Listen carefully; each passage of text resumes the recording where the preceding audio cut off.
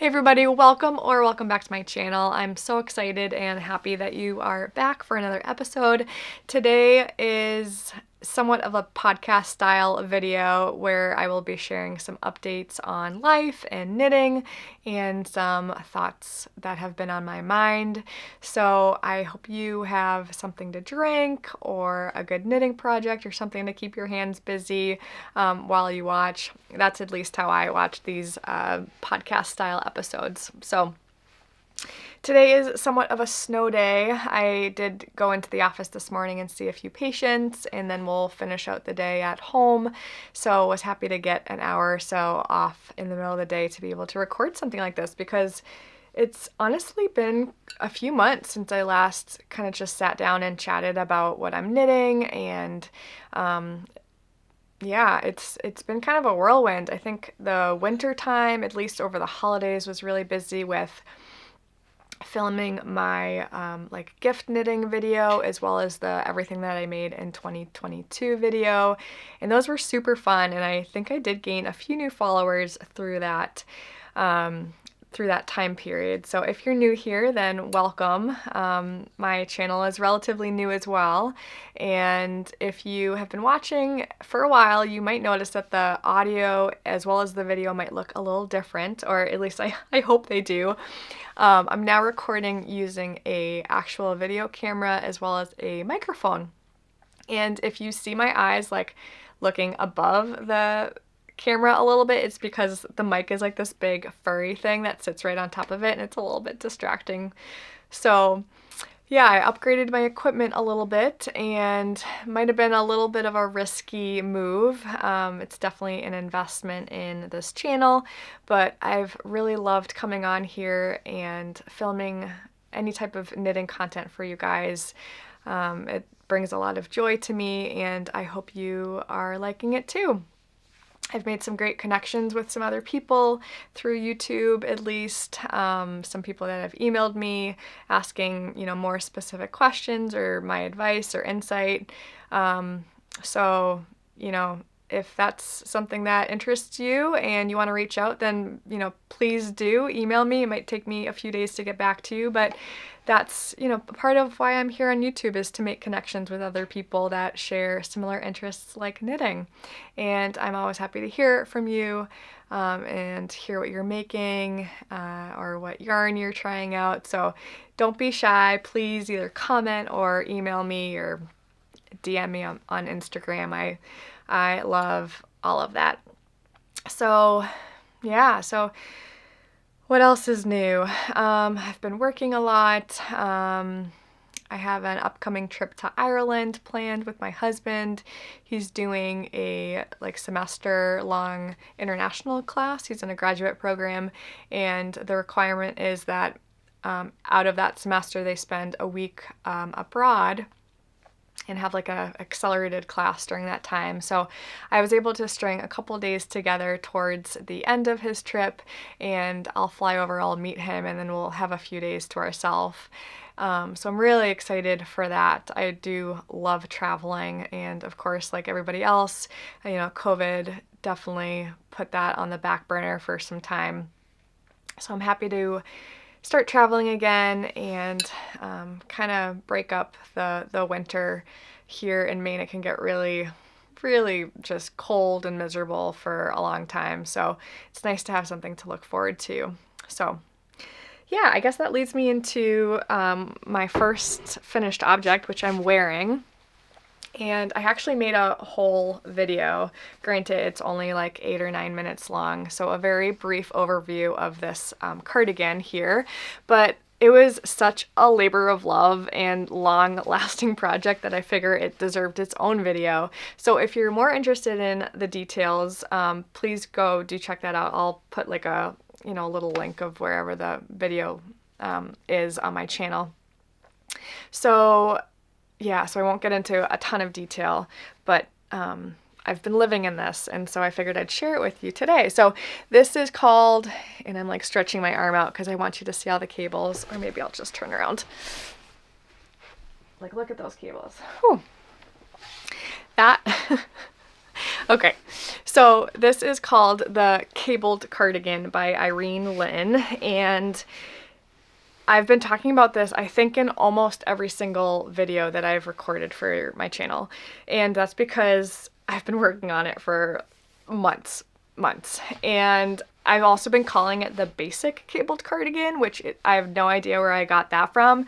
There's no basic in the title, and there's nothing basic about these cables. They're like all over the whole thing, and I mean, they are pretty basic in terms of their structure, but yeah, it's just called the cabled cardigan, and there are a few things that I did not address, surprisingly, in that video. I just probably overlooked it, or someone who commented brought it up. So the first thing is that I did not add any buttons to it, and the pattern is designed to have buttons, and I did knit the buttonholes, so I don't really know why I just totally overlooked adding buttons, and I don't know if I have any plans to do that. I don't think the buttonholes are that obvious. I don't even know what side they're on. Oh, they're on this side. They're not even that obvious, so I don't think it looks unfinished. But maybe at a later date I'll add them, but I think it looks fine just kind of the way it is, and I don't think I really intend to button it either, just because it's such like a low V-neck here in the front. So yeah, maybe at a later time, but good point. I didn't even really catch that. And then the second thing is that I didn't talk about is that I did a tubular bind off, and I think I overlooked that. The pattern calls for Jenny's surprisingly stretchy cast off, and while I love that bind off, I decided to do tubular, and I think it looks really nice. I'm just really happy with how it kind of came out. It's got a good amount of stretch down at the ribbing, and yeah, so I think I overlooked that. But I've been living in this. It's so cozy. It's like the perfect level of warmth. I've been wearing like a long sleeve or a tank top underneath it, and lots of questions about how this yarn feels next to skin, and it's really interesting because I'll kind of show it to you up close if you can appreciate the quality by looking at it. Maybe not, but it's a pretty rustic yarn. So this is Lucky Tweed, Kelborn Woolen's Lucky Tweed, and it's a woolen spun yarn, so it's very light and lofty, but it's got lots of, tweedy bits to it, and when you feel it, it does kind of feel rustic. And while knitting it, it was a little rough at times, to be honest, but after blocking, it really softened and loosened up the fabric. And so while I wouldn't call it like buttery soft, there's literally zero itch factor, and I can wear it easily next to skin, and it doesn't bother me at all. So I'm having a hard time, I think, describing the quality of the yarn, but I'm really enjoying it. So if you have ever considered working with this yarn or a similar type of yarn, I would definitely recommend that you try it, because I am very happy, and I think this will be really long lasting over many years. It's certainly held up wonderfully over the last few weeks as I've been wearing it aggressively. And going back to me talking about having a trip to Ireland, actually my goal was to finish this prior to our trip. So I'm really happy that it's kind of out of the way and done, and I'll be able to wear it on our trip, which, a cabled cardigan, I feel like screams Ireland, and I know that's very touristy and basic of me, but I'm happy that I finished it, and I think I'll have fun wearing it in Ireland as well.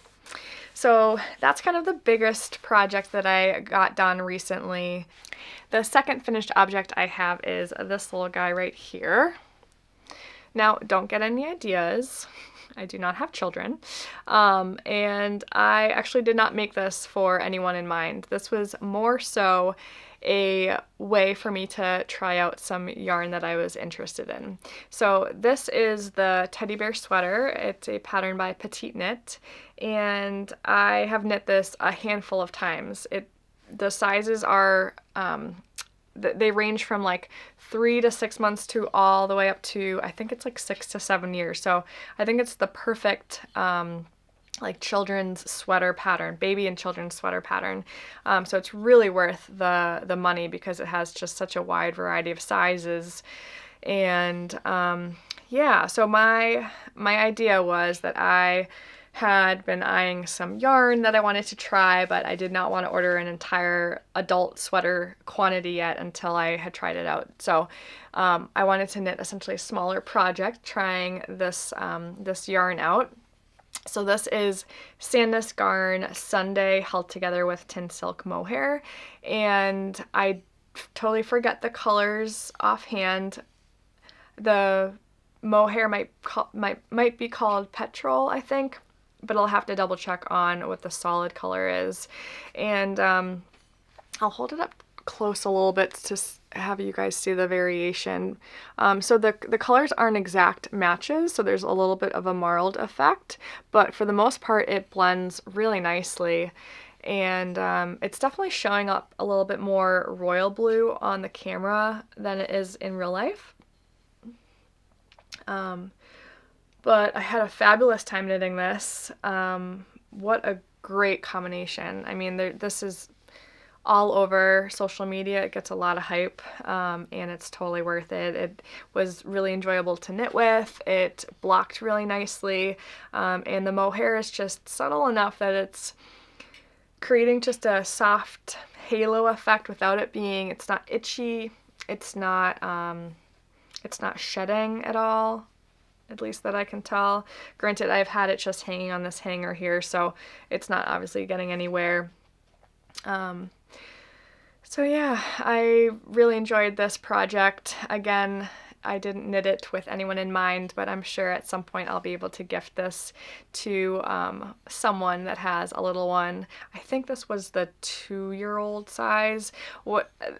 I basically saw how much yardage I had in the I ordered 2 balls of each, the fingering weight yarn as well as the mohair, and whatever yardage, whatever like total yardage it was, I just picked the size that was closest to that. So I had very little scraps left over, which is exactly what I wanted. So this is now hanging kind of on my wall as sort of a piece of art rather than a functional knit, but that is okay. A lot of our projects are works of art, and it's just gonna stay there for a while until it finds a new home. But I will definitely be making a sweater with that combination. I think Sandnes Garn has just such, and Knitting for Olive has such gorgeous color choices. So I am really excited to play with that a little bit more in the future. I don't really have any patterns in mind, but there's so many good ones out there, and I am sure that later this year I'll be knitting something up in that combo. So yeah, that's it for finished objects. I do have, no, I lie. I don't have this with me, but I'm gonna post a little picture here or here in the video for you to see. And this is another baby's children's knit. This time it did have a little one in mind. So one of my friends is having a baby boy in a month and really loves the things that I knit. And I promised her something when she got pregnant. So I knit the baby bear suit by Knitting for Olive. And oh, I wish I had it to show you. It's so cute. Like, it's so stinking cute. I had a blast knitting it. It just flew off the needles. It was interesting, but still pretty basic. And the instructions were great. I will never stop raving about this pattern. I just really enjoyed it. So I made this, I believe, in the 3-month size. I think it was the 3-month size. And I knit it in Knit Picks Wool of the Andes in like a light brown color. And I had a blast making it. I hope you can see it well in the picture. I wish I had it. But you will definitely be making this again. So, stay tuned. What else about that? I had to go out and buy some buttons because I did not have buttons that were as small as the little holes were, which was adorable. And I bought the book Brown Bear by Eric Carle in a little like bear swaddle blanket with it and wrapped it all up together, and it was adorable. So highly recommend this pattern if you are interested in knitting for babies and children.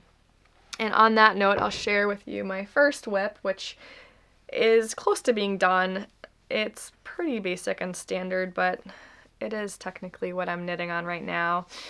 So right here I have the beginning of the hipster hat by Petite Knit, another Petite Knit pattern, of course. This is a 2x2 ribbing, like fold over beanie that has a really great crown decrease, and I'm knitting it in Knit Picks Swish in this really fun pink color.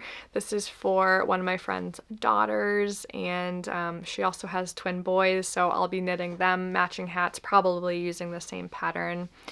I've only made this pattern once before, and I made an adult version, which I have yet to share here. I should actually, that's also a finished object, but my husband is probably wearing it because he stole it from me.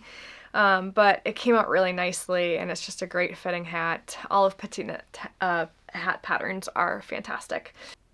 Okay, so my next WIP is one that you've seen before, and I actually haven't made any progress on it since I last showed you guys.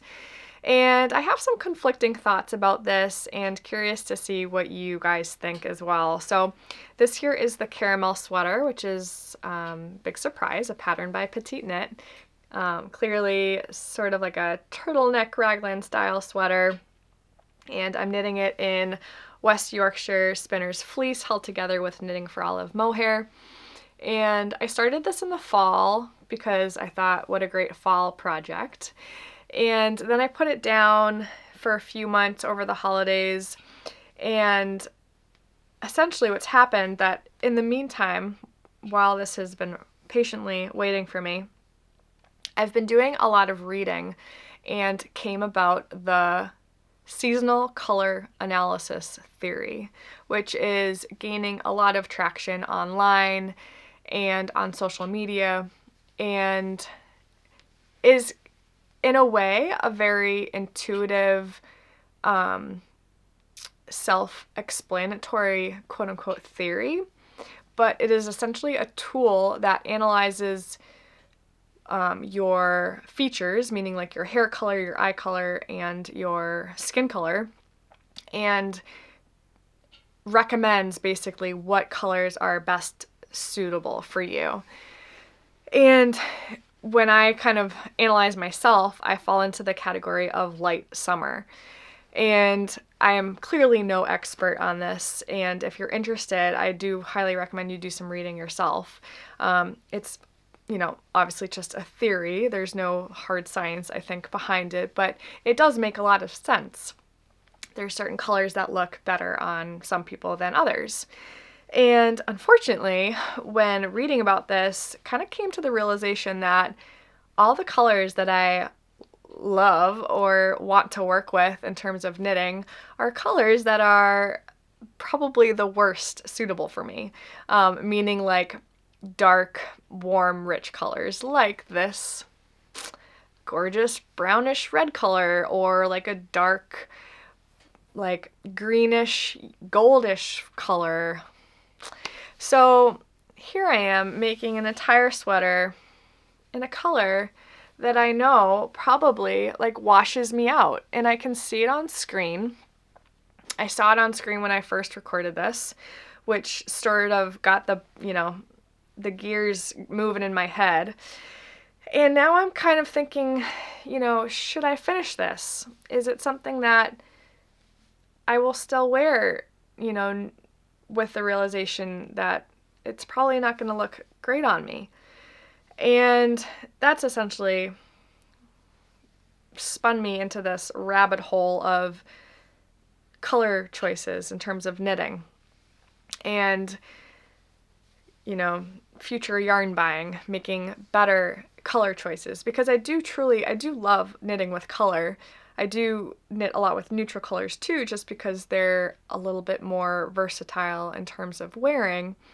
But I do think I could probably stand to make some better color choices. Things like light blue or purples, even like teal, like turquoise colors, lavenders. Those are probably best suited for my features. So I'm curious, what do you think I should do? Should I finish this and just wear it and say, the heck with it? I love this color, I should wear it. And part of me thinks, yes, I should do that.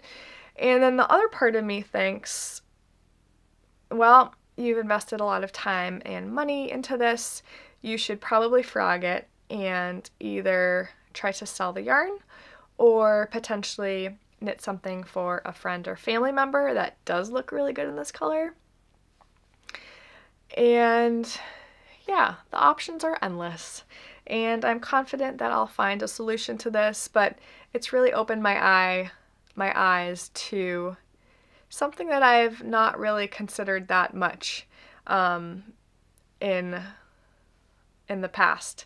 I'm not a super like fancy dresser. I very much value comfort over looks. I'm often in like jeans and a sweatshirt, ball cap, sneakers. That's been me for my entire life.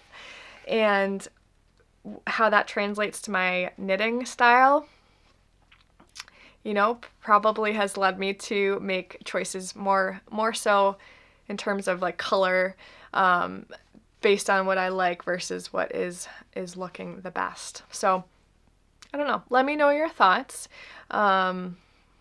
It's honestly a personal choice, I know that, but it's just been something that I'm thinking about, and it's kind of fun to think about, actually.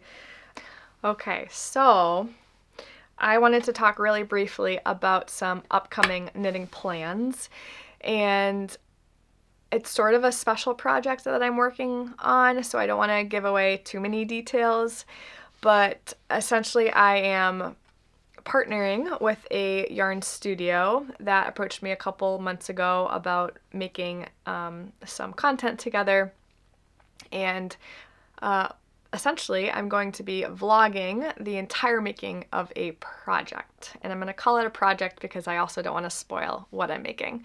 But today I wanted to show you what yarn I'm using because this is really exciting, and I feel really honored and lucky to have this opportunity and to be able to share it with all of you. So here is the yarn. You might recognize it.